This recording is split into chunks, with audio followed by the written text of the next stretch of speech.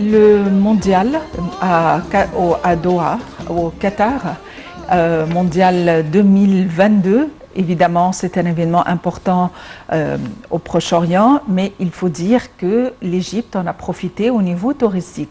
C'était une occasion, puisque les gens sont déjà dans la région, de les inviter à venir visiter l'Égypte en les sensibilisant, si on peut le dire, en leur donnant davantage d'informations sur les destinations touristiques disponibles en Égypte. Et par conséquent, et ce qui est bien, c'est que c'est avec leur langue, disons, pour nouer une relation plus proche avec les visiteurs probables, et l'Égypte pourrait les recevoir sans visa d'entrée. Pour nous donner plus d'informations concernant ce processus émanant du ministère du Tourisme, et pour nous donner plus d'éclaircissements ou d'évaluation concernant le tourisme à l'heure actuelle en Égypte, nous avons le plaisir d'avoir en ligne Monsieur Elhami Zayed, qui est expert en tourisme. Monsieur Elhami Zayed, bonjour et bienvenue avec nous. Merci, bonjour. Monsieur Elhami Zayed, l'Égypte a décidé, ou plus précisément le ministère du Tourisme, a décidé de profiter de la présence du public au Proche-Orient, le public du mondial. Et donc, tout d'abord, on aimerait en savoir ou avoir plus d'informations détaillées concernant ce processus, les messages, comment on fait, comment est-ce qu'ils envoient des messages au public? Ils envoient des messages, soit par... aujourd'hui, c'est les WhatsApp, tout ce qui est Twitter. Mais ensuite, c'est reçu par les moyens normaux qu'on connaît, la télévision ou les journaux. Mais aujourd'hui, le plus à point, c'est d'envoyer par le WhatsApp et par tout ce qui est social media. Parce que ça coûte moins d'abord, et ensuite ça peut toucher plus de monde, et c'est directement adressé aux personnes concernées. Oui, c'est vrai que dans le secteur du tourisme, l'organisme général de la promotion du tourisme a lancé depuis l'année passée plusieurs initiatives pour donc relancer et promouvoir le tourisme, surtout après la vague de coronavirus dans le monde. Et parmi ces initiatives, il y a celle intitulée Follow the Sun, ou Suivez le soleil, qui a bien sûr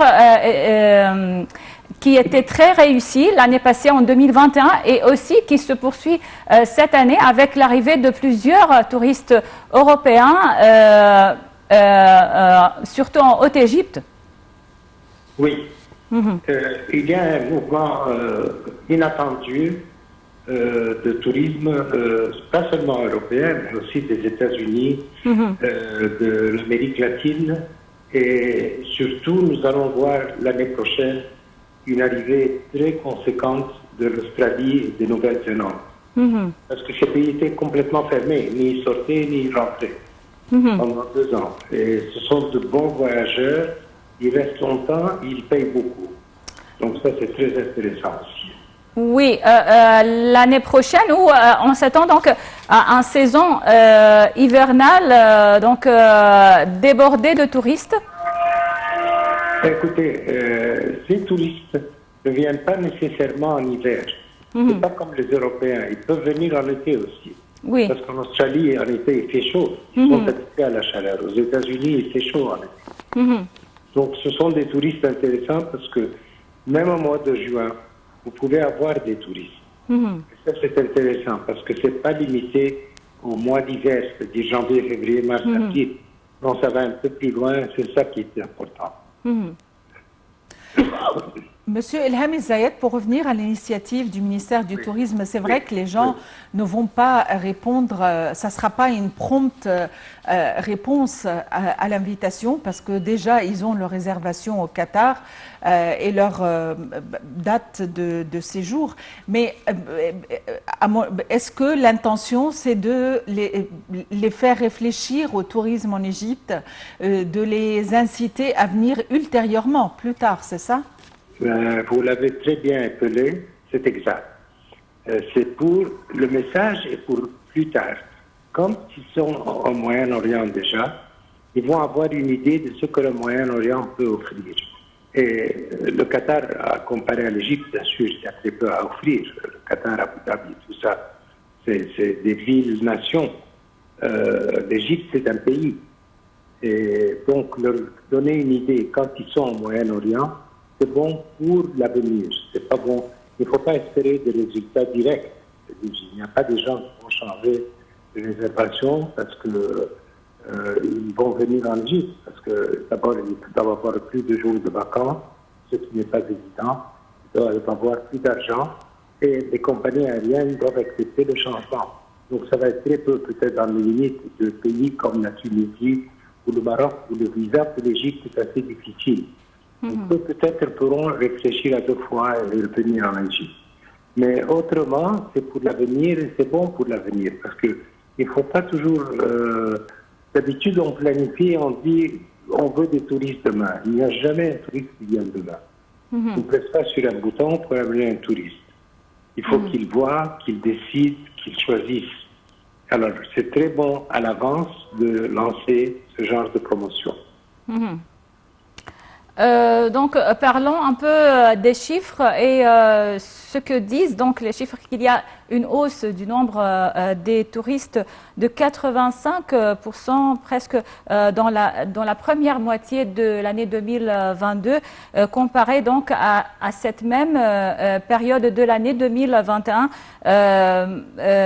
Ils sont donc près de 4,9 millions de touristes, alors qu'il était 2,6 millions en 2021, malgré l'absence donc cette année des touristes russes, de la clientèle russe, qui était très importante donc sur le marché du tourisme. Ces chiffres-là, est-ce que on est très loin donc du chiffre visé il y a quelques années, les 30 millions de touristes par an? Écoutez, viser, c'est bon, mais il faut savoir qu'il faut avoir les moyens, un, de recevoir ces touristes, deux, qu'il y ait des moyens de transport, pas en Égypte, mais en dehors de l'Égypte, pour amener ces touristes en Égypte. Parce que les touristes ne vont pas venir en nageant, ils vont venir en prenant des compagnies aériennes. Donc les compagnies aériennes n'ont pas restitué tous les vols qui venaient en Égypte. Donc il faut attendre un peu. Donc c'est déjà très bien. Ce qu'on reçoit, les avions qui arrivent en Égypte sont pleins, ce qui va encourager les compagnies aériennes à augmenter les lignes, soit augmenter le nombre de fréquences. C'est-à-dire, ils venaient une fois par semaine, une fois par jour, ils vont venir 2 fois par jour. Vous savez, à un moment, Air France, par exemple, avait 13 vols par semaine, ce qui est important, 13 vols de gros porteurs. Des petits porteurs. Alors là, c'est intéressant, comme je dis, pour l'avenir. Et c'est un très, très bon relancement, disons, de l'Égypte.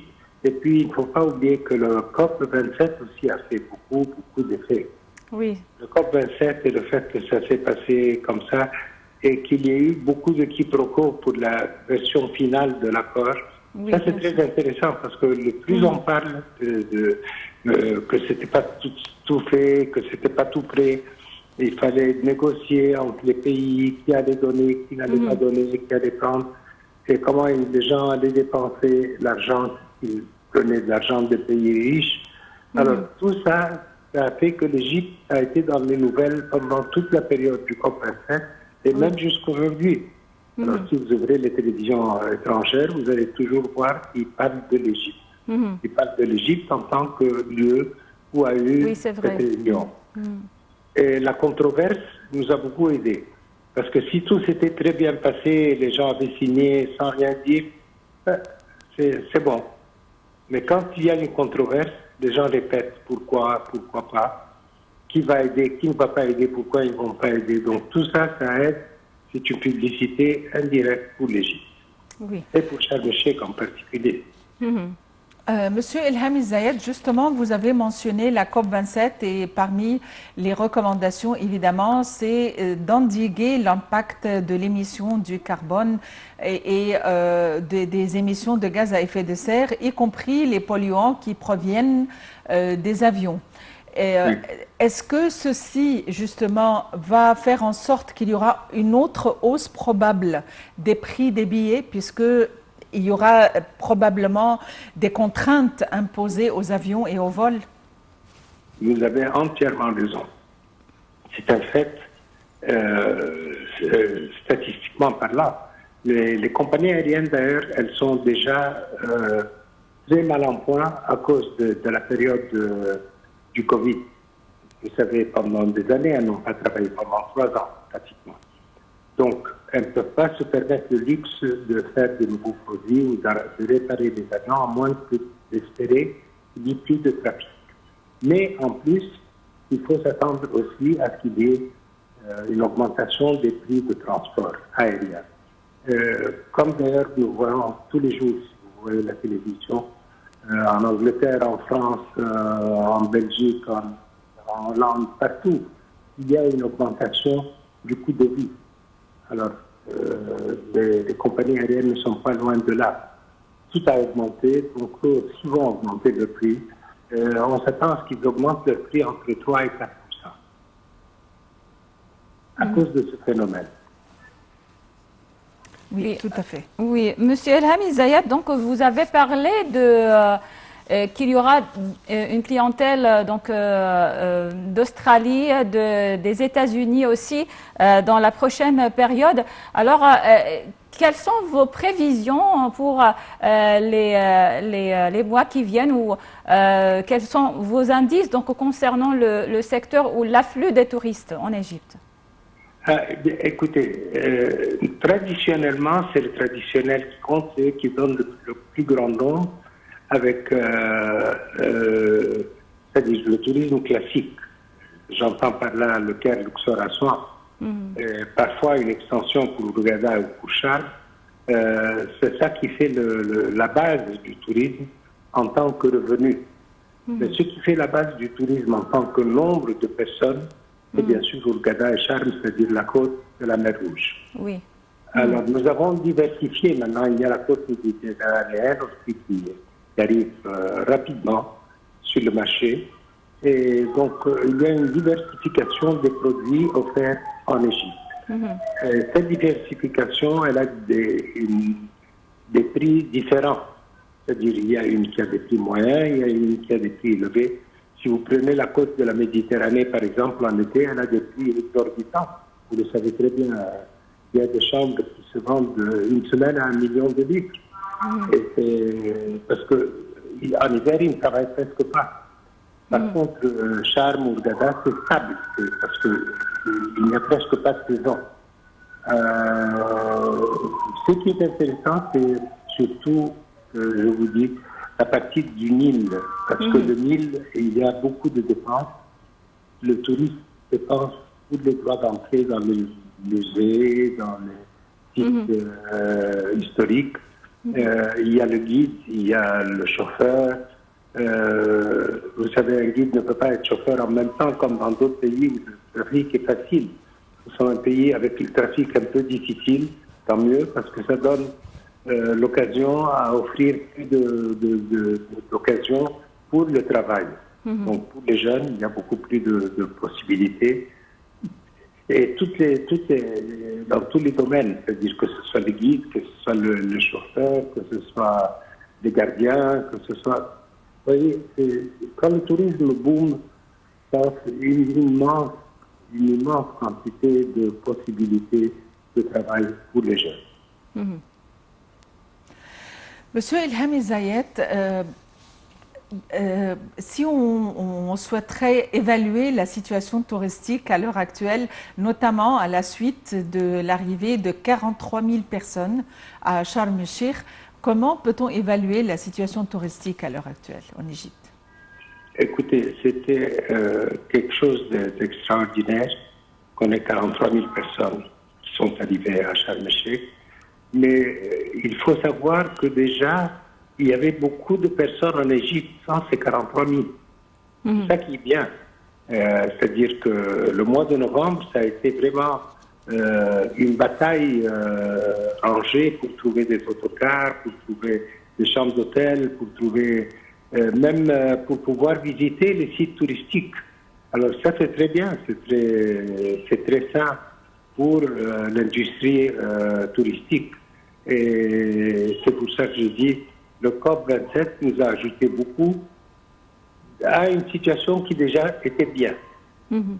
C'est bien parce qu'il y a en Égypte une stabilité politique, ça c'est très très important. Maintenant, avec les réconciliations possibles avec la Turquie et tout ça, ça s'avère encore mieux. Donc tout ça, ça va aider à ramener plus de touristes. Et maintenant, il faut prier que la guerre d'Ukraine s'arrête. Et ça, c'est loin de nous. Nous n'avons rien à faire. Mais il faut prier que ça s'arrête parce que ça va faire un boom, une explosion fantastique pour tout le monde.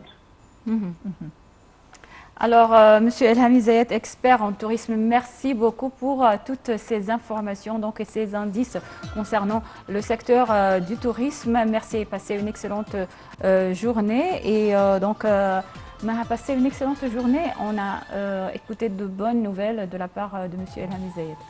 Effectivement, le tourisme est un pilier très important de l'économie égyptienne, une source de revenus et une source de connectivité et un pont érigé avec les différentes cultures, les différentes nationalités.